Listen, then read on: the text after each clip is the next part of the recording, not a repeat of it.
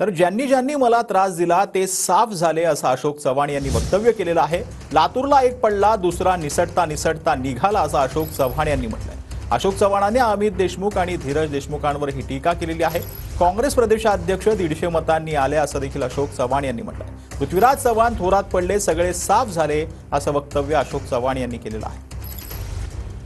लातूरवाला एक पडला आणि दुसरा निसटता निसटता कसा तरी निघालाय आणि हे निर्णय घेणारे महाराष्ट्राचं नेतृत्व हे करणार आहेत। महाराष्ट्र प्रदेश काँग्रेसचा अध्यक्ष मैदान बोंबलून फिरून गेला। महाराष्ट्र प्रत्येक नांदेड नांदेड नांदेड भोकर लक्ष देता 150 मतांना 150 मध्ये पडला, 150 मध्ये आला।